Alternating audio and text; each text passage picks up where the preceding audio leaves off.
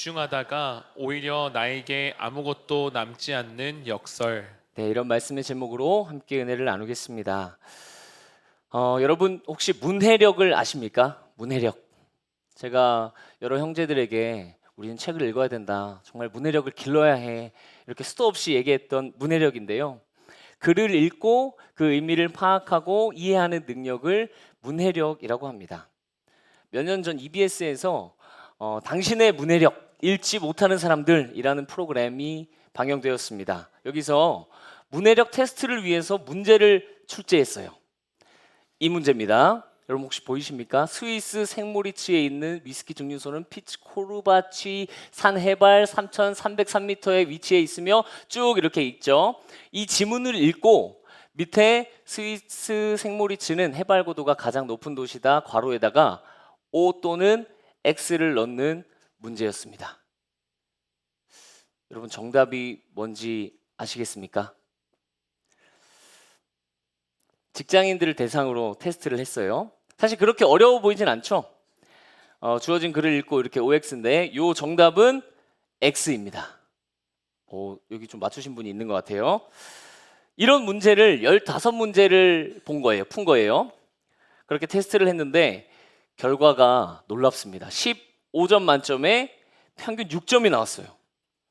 다 직장인들이었고요. 20대부터 40대까지 활발하게 지금 사회생활을 하고 있는 사람들이었습니다. 그러니까 문해력이 굉장히 떨어져 있다는 것을 알 수 있죠. 그런데 특이한 점은 아무도 자신 없어 한 사람이 없었습니다. 굉장히 자신 있게 테스트장으로 들어갔어요. 그런데 테스트를 보고 나니 점수가 정말 터무니없게 나온 거죠. 근데 이 테스트에 참여한 사람들의 자신감도 사실 생각해보면 근거 없는 자신감은 아닙니다. 아마 이런 마음이었겠죠. 아니, 내가 평생 지금 한글을 써왔는데 영어도 아니고 지금 직장에 다니고 한글로 모든 업무를 처리하고 있는데 그런데 뭐 문해력이 내가 안 좋겠어? 그쵸 여러분? 여러분도 아마 테스트를 보시면 어떠한 마음으로 보실지. 우리가 평상시에 쓰고 있는 것이 한글이잖아요. 그런데 결과는 15점 만점에 6점인 거예요. 그러니까 우리 다들에게 글을 읽는 것은 익숙했어요. 그런데 익숙한 만큼 그렇게 잘하는 영역은 아니었던 것 같습니다. 우리가 삶을 살아가면서 우리에게 익숙한 것들이 주는 함정이 아닐까 싶어요. 나는 더 이상 배울 필요가 없어. 이거 익숙해. 나 이거 충분히 잘할 수 있어. 그렇게 생각하게 되는 거죠. 교회에서 이제 부부 코칭을 하지 않습니까? 다들 부부 코칭 끝날 때 그 얘기 하세요. 그냥 저희 잘 지내고 있는 줄 알았는데 막상 배워보니까 아니었다.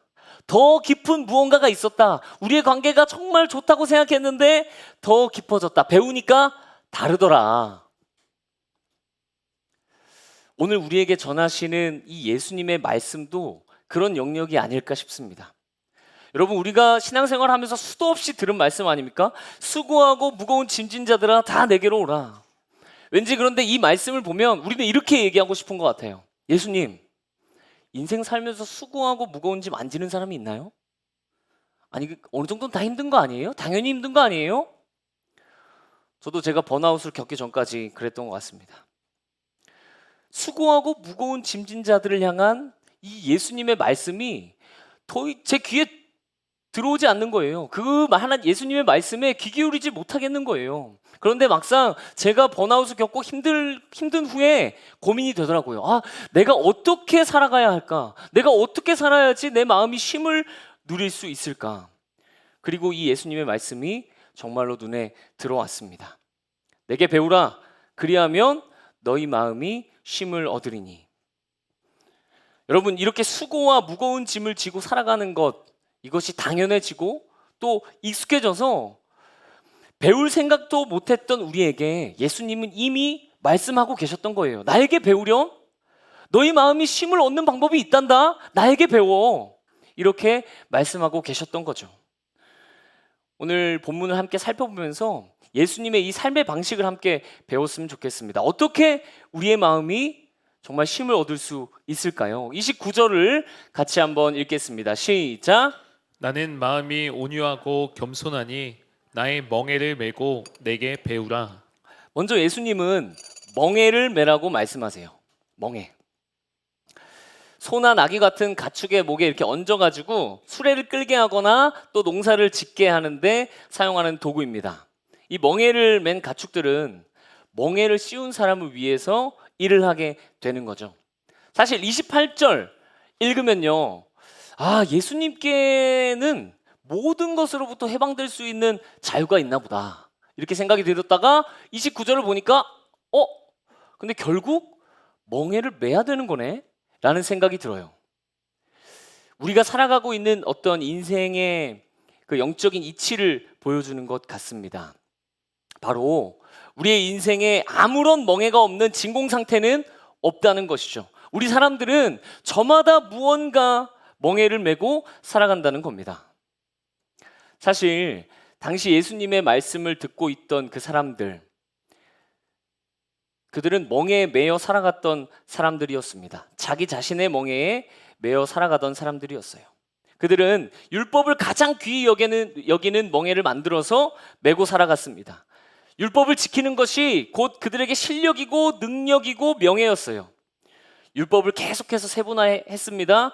그리고 그것을 어기지 않는 것을 통해서 나의 권력을 강화하고 내가 어떤 사람인지 보여주고 나는 정말 좋은 사람이야, 그렇게 스스로 여기는 거예요.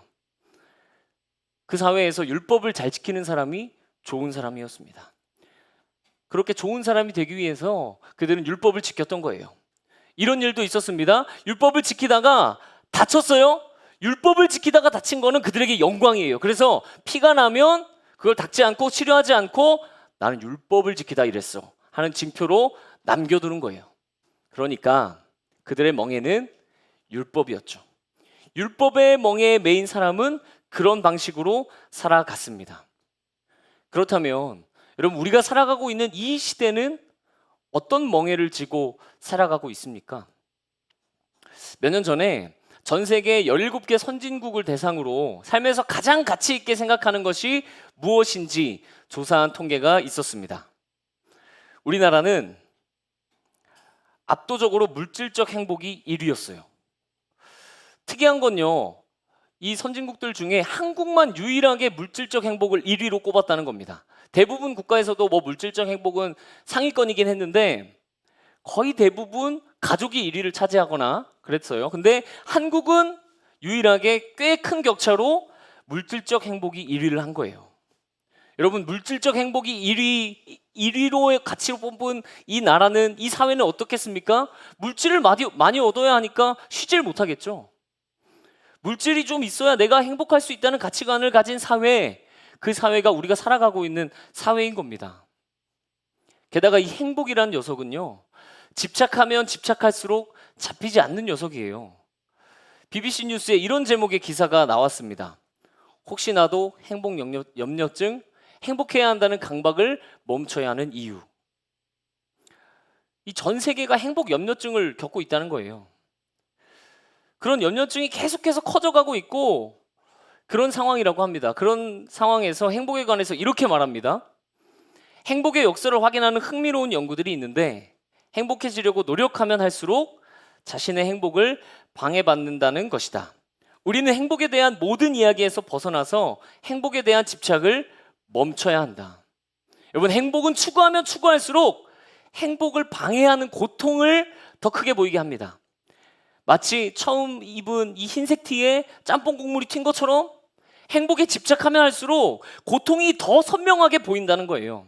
그럼 어떤 일이 일어납니까? 이 고통이 행복을 방해하게 되니까 고통에 대해서 계속 민감도는 올라가는 거예요. 책 도파민 네이션에서는 이렇게 말합니다. 행복을 추구하는 사회는 오히려 고통을 극도로 피하는 사회가 되어서 무언가에 의존한 채 살아가기 쉬워지는 악순환이 일어날 가능성이 커진다고 말합니다. 이것이 행복을 멍에로 메고 살아갈 때 경험할 수 있는 행복의 역설인 것이죠. 비슷한 예로 만약 워라밸에 집착하면 집착할수록 우리는 워라밸이 지켜지지 않았을 때 불행을 더 아프게 경험하는 거예요. 워라밸이 지켜지지 않는 그 삶이 종종 그럴 수 있잖아요. 근데 워라밸이 완벽히 보장되지 않는 삶을 보면서 나는 불안해, 나는 불행해. 또한 우리가 완벽에 집착한다면 완벽하지 않았을 때의 아픔을 더 크게 경험합니다. 조금 실수, 조금의 흠, 그런데 그게 단순히 조금의 흠으로 보이지 않고 완전히 나는 불행해, 나는 완벽하지 못했어, 실패했어, 그렇게 여겨져 버리는 거죠. 완벽을 추구하는 자가 겪는 역설입니다. 그렇게 우리는 원하든 원하지 않든 저마다의 멍에를 메고 이 땅을 살아가고 있어요. 여러분, 우리가 각자 그렇게 지고 있는 그 나의 멍에는요, 다른 것 다 보이지 않고 내 인생만 보면서 살아가게 만듭니다. 하지만 그곳에 오히려 참된 쉼은 없습니다. 마음의 쉼은 없고 너무 무겁습니다. 수고스럽습니다. 그리고 힘겹습니다. 분명히 나를 위해서 살아가면, 나를 아끼고 소중하게 여기고 나를 위해서 살아가면 그곳에 쉼이 있고 행복이 있을 줄 알았는데 이상한 모순을 만나게 되는 거예요. 그렇지가 않다는 거죠. 그래서 예수님은 쉬운 멍에, 예수님의 멍에를 메고 배우라고 말씀하시는 것입니다. 그렇다면 나의 멍에가 가진 그 모순을 이기는 방법, 예수님의 멍에는 어떤 멍에일까요? 29절, 나는 마음이 온유하고 겸손하다 말씀하십니다. 예수님의 멍에는요, 온유하고 겸손한 자의 멍에였던 거예요. 그런데 공교롭게도 이 온유와 겸손, 이 단어의 의미를 보면 볼수록 나의 멍에랑은 참 거리가 멀어져요.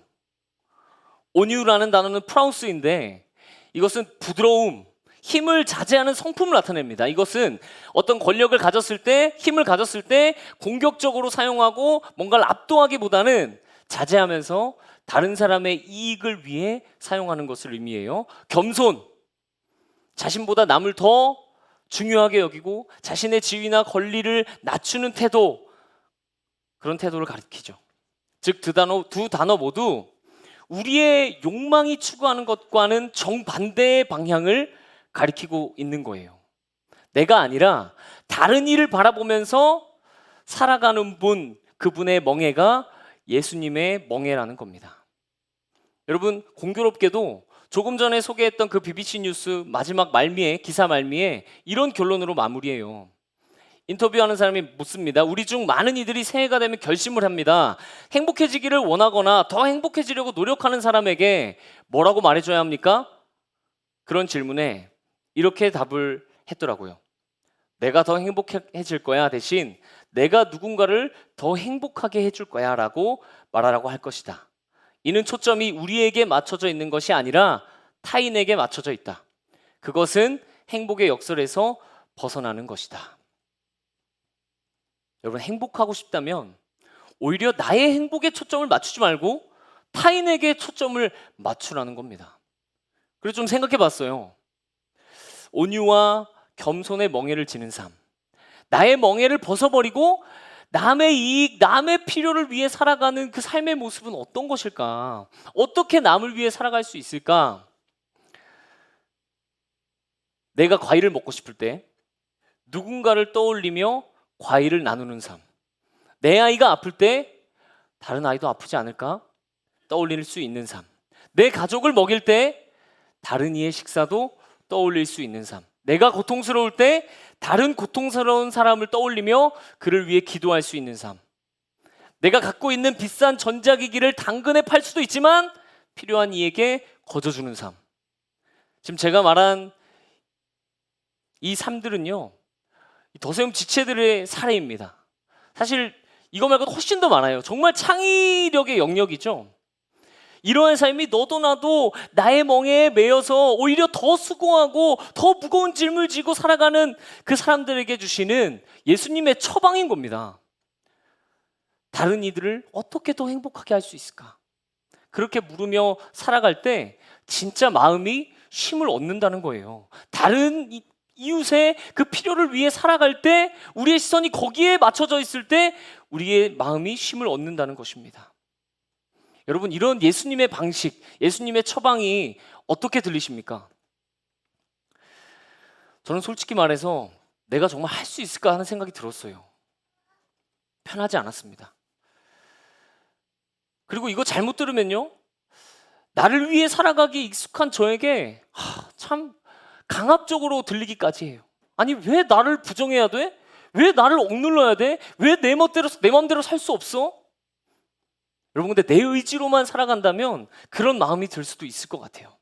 그러나 예수님은요, 우리가 느끼는 감정과 욕구를 무시하라는 것이 아닙니다. 그럼 어떻게 해야 됩니까? 어떻게 해야 우리가 내 삶이 부정당하는 것으로 여기지 않고 나를 억압하는 것으로 여겨지지 않을까요? 그것은 바로 예수님이 하라는 대로 하는 건데요, 내게로 오라 하신 말씀대로 예수님께 나아가는 것입니다. 우리의 신앙에 적용해 보자면 기도의 자리로 나아가는 것이겠죠. 그러니까 나의 분노가 올라와요. 탐욕이 올라와요. 정욕이 올라와요. 그럴 때 이것을 혐오하거나 내가 왜 이래? 이러면 안 돼, 이러면 안 돼. 부정하면서 억누르지 말고 그걸 그대로 예수님께 가지고 가는 거예요. 하나님, 제가 너무 억울합니다. 하나님, 제가 너무 화가 납니다. 하나님, 제가 너무 슬픕니다. 그렇게 하나님께 외치라는 것입니다. 하나님 앞에 분노와 슬픔과 우리의 욕망을 가지고 나아가라는 것입니다. 나아가서 하나님, 너무 화가 납니다. 참을 수가 없습니다. 너무 힘듭니다. 그렇게 하나님께 고백하는 거예요. 시편 기자가 하나님께 부르짖었던 것처럼, 조금도 숨김없이 막 상대를 저주하는 기도를 막 내뿜었던 것처럼, 하나도 숨김없이 가져갔던 것처럼, 수고하고 무거운 짐진 자들아 다 내게로 오라 말씀하신 주님 앞에 우리가 나아가는 것이죠. 그렇게 나아가면 그런 그 감정이 어느새 눈 녹듯 사라지는 은혜를 우리는 경험하게 될 것입니다. 전혀 풀리지 않을 것 같았던 원망과 분노가 사라지는 경험을 하게 될 것이에요. 시편 기자가 마구 하나님을 향해서 저주를 내뿜다가 그러나 하나님을 다시 찬양했던 것처럼, 그리고 사랑 없는 내 가슴을 치는 나를 발견하게 될 것입니다. 하나님, 제가 자기중심성으로 똘똘 뭉쳐 있습니다. 이 분노는 오히려 제가 옳지 못했습니다 하며 나를 불쌍히 여겨주세요 하는 기도를 주님께 드리고 있는 나를 발견하게 될 것입니다. 그렇게 하나님께 나아가면요, 아무 일도 안 일어날 것 같았던 우리의 마음에 남을 위해서 살아갈 수 있는, 온유와 겸손으로 살아갈 수 있는 힘이 주어진다는 것입니다. 간절히 바라기는 기도의 자리를 통해서 그렇게 예수님께 나아가시길 바랍니다. 그 속에서 절대 불가능할 것 같았던 자기 중심성으로부터 돌아섬이 있기를 원합니다. 타인의 필요를 채워주는 삶으로 나아갈 능력을 얻으시기를 소망합니다. 또한 기도 속에서 복잡했던 것들이 단순해지는 은혜도 경험하게 돼요. 이런 은혜를 말씀 41학교 때 경험했던 것들이 많이 생각나더라고요. 강의에 앞서서 이제 기도 인도를 하면서 함께 기도하는데 지금도 생각나는 기도의 제목이 있습니다. 이런 기도였어요. 주님, 주님의 기쁨이 되기를 원합니다. 단순한 기도죠. 그런데 담임 목사님이 그 기도를 하면서 이런 간증을 전해주셨어요. 마음이 복잡했는데 여러 가지 생각들이 있었는데 하나님의 기쁨이 되길 원한다는 기도 속에 모든 것이 정리되고 단순해지고 다시 본질로 돌아갈 수 있는 은혜가 있었다고 간증해 주시더라고요. 정말 그렇지 않습니까? 예를 들어 우리의 어떤 선택을 앞두고, 큰 선택을 앞두고 우리의 생각이 복잡할 때가 있어요. 그런데 그런 스트레스들은 우리의 생각을 계속 복잡하게, 더 복잡하게 만들죠. 더 두렵게 만들죠. 마비되게 만들고 걱정되게 만듭니다.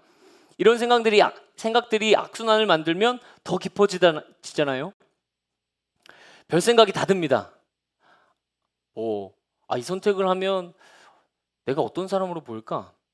내가 신앙이 없어 보이진 않을까? 내가 이 결정을 하면 내가 있는 돈은 얼마지? 내가 얻는 돈은 얼마지? 별 생각이 다 듭니다. 별 생각이 다 들어요. 그런데 주님의 기쁨이 되고 싶습니다. 주님을 사랑하기를 원합니다. 그 기도가 모든 것을 클리어하게, 명확하게 만들더라는 거예요. 내가 별 걱정을 다 했구나. 맞다. 나는 그냥 하나님을 기뻐하게 하는 그런 선택을 하면 되지. 단순해지는 것이죠. 그런데 기도하지 않고 냉소 속에서 이 단순함을 향해서 결정하려고 하면 우리의 욕망은 아마 이렇게 말할지도 모릅니다. 열받아. 근데 기도하면 하나님 또 용서하라고 하시겠지. 아까워. 근데 기도하면 또 손해보라고 하시겠지. 기도하면 또 이거 하지 말라고 하시겠지. 여러분 그런 적 있으십니까? 이 말을 하고 있는 저도 마찬가지입니다. 그나마 사역자니까 때로는 억지로 자기 부인해요. 그나마 사역자니까 억지로라도 내가 가지고 있는 그 욕망에 저항해 봅니다. 그런데 턱없이 부족해요.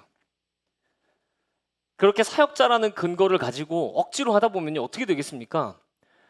제 안에 냉소와 억울함만 남겠죠. 고갈되고 지치겠죠. 아니, 하나님, 사역자가 무슨 호구입니까? 매번 참고 매번 할 말도 못하고 이게 뭡니까? 하나님, 사역자는 무슨 사람도 아닙니까? 어떻게 매번 나보다 남을 더 살핍니까? 하나님께 그렇게 원망만 남을 겁니다. 나를 부인하고 하나님을 위해 살아가는 것, 남을 나보다 낮게 여기며 살아가는 것, 어떻게 그게 기도 가운데 주어지는 은혜 없이 가능하겠습니까? 여러분, 우리의 마음이 주님께서 허락하신 은혜 안에 거할 수 있기를 기도했으면 좋겠습니다. 내게로 오라, 그렇게 말씀하신 예수님께로 함께 나아갔으면 좋겠습니다. 하나님, 내 의지만으로는 그런 삶을 살 수 없습니다. 하나님, 은혜를 주세요. 굳어지지 않게 해주세요. 주님의 마음을 선택할 수 있는 힘을 주세요. 그렇게 주님께 기도하며 주님으로부터 은혜를 공급받아 참된 힘을 얻을 뿐만 아니라 주의 제자로 살아가는 우리가 되기를 소망합니다. 한편 이 멍에는요, 혼자 맬 수도 있지만 이렇게 같이 맬 수도 있습니다. 이스라엘에서는 사실 이렇게 주로 같이 매는 형태였어요. 무슨 뜻입니까? 혼자 멍에 매고 살아가지 않게 하셨다는 거예요. 제 청년 시절에 한 형제와 이런 말을 했던 것이 떠오릅니다. 20대 한 중반 정도였던 것 같아요. 제 원룸에서 이제 자기 직전에 누워가지고, 누구야, 나는 이 감성에, 그 밤에 감성 충만하죠? 나는 공동체에 하나님의 소망이 있다는 것이 너무 믿어져. 나 혼자 크리스찬답게 살아가라고 하면 못 살 것 같은데, 그런데 예수님 말씀이라고 하면 다 같이 헌신하고 다 같이 반응하고 다 같이 헌신하려 하고 애쓰며 살아가는 이 공동체가 있으니까 이렇게 연약한 나도 같이 살아갈 수 있는 것 같아. 그렇게 서로 아름다운, 정말 아름답지 않습니까? 은혜 나눔을 하면서 잠들었던 추억이 있습니다. 그때부터 그런 감사가 저한테 있더라고요. 공동체를 만나서 서로를 이렇게 계속해서 지지해 준다면 나도 하나님의 마음을 시원케 할 수 있겠구나. 하나님의 뜻대로 살아갈 수 있겠구나. 같이 몸부림치는 사람들이 함께라면 정말 가능하겠구나. 이런 감사의 마음이 들더라고요. 여러분, 우리는 멍에를 같이 맨 자들입니다. 예수님의 멍에를 같이 맨 자들이에요. 우리 한 사람 한 사람은요, 공동체로서 누군가를 지지하고 있는 거예요. 내가 내딛는 삶의 간증들이 또 다른 이들에게 도전이 될 수도 있고요. 또 그의 삶을 깨우고 그리고 격려하고 응원할 수 있다는 것이죠. 아직도 다양한 간증들이 생생합니다. 어떤 형제는 가라 영수증 쓰지 않고 회사를 퇴사했고, 다운 계약서 쓰지 않고 비용을 더 지불하기도 했고요. 과거에 훔친 것이 생각나서 회개하고 10년 이상 지나서 가게에 방문해서 사과하고 갚고, 정말 남을 위한 이 필요의 시선이 가니까 창의적인 다양한 방법들이 나오더라고요. 이렇게 든든히 같이 살아주는 공동체가 있으니까 연약한 저도, 연약한 우리도 안심하고, 그래, 하나님의 방법을 선택하고 제자로 살아갈 수 있습니다. 용기를 얻을 수 있습니다. 격려를 받을 수 있는 것이죠. 그뿐 아니라 공동체를 통해 다양한 일들을 감당할 수 있어요. 우리 이제 찬양팀이 카톡에 보니까 45명이더라고요. 굉장히 많죠? 근데 이제 개인이 다양한 시즌이 있습니다. 출산, 그리고 건강이 조금 안 좋아지신 분도 있고, 바빠지기도 하신 분도 있고, 그래서 실제로 섬기는 이들은 한 30여 명 정도가 실제적인 섬김을 감당하고 있어요. 하루는 한 집사님이 너무너무 미안해 하시는 거예요. 전사님, 요즘 너무 바쁘고 아이 출산에 섬기고 싶은데 너무 죄송해요. 그래서 말씀드렸어요. 괜찮습니다. 지금 저희 찬양팀 이렇게 많은 인원들이 다 나눠서 감당하고 있습니다. 그리고 나중에 혹시 누군가에게 그런 시즌이 온다면 집사님도 같이 감당해 주세요. 간혹 담임 목사님께 전화가 오세요. 누구 집사님 요즘 계속 서시는 거 아니냐고, 괜찮으신지 안부를 묻습니다. 그러면 저도 한번 다시 돌아봐요. 너무 그분한테 몰려 있는 거 아니야?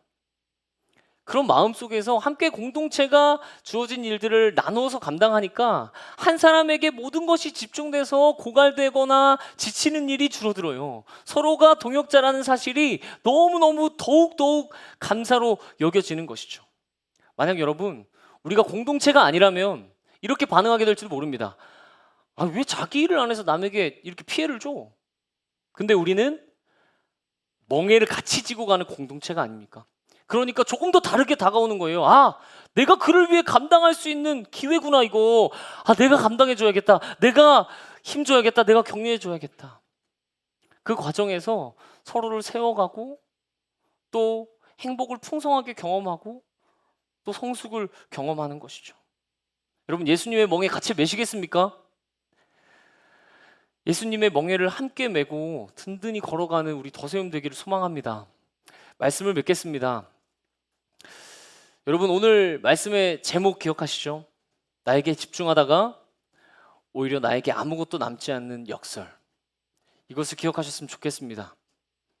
그래서 예수님이 우리의 마음 가운데 힘을 선물하시고자 예수님의 멍에를 허락하신 거예요. 얘들아, 너에게 집중하면 집중할수록 너는 더 목마를 거야. 나의 멍에를 메고 나한테 배우렴? 그러면 너의 마음이 쉼을 얻는다. 이 시간 예수님의 그 말씀을 기억하면서 기꺼이 예수님의 멍에를 메는 우리가 되었으면 좋겠습니다. 그래서 우리가 살아가는 모든 일상 속에서 참된 마음의 쉼을 얻으시기를 예수님의 이름으로 축복합니다. 우리 함께 찬양하겠습니다.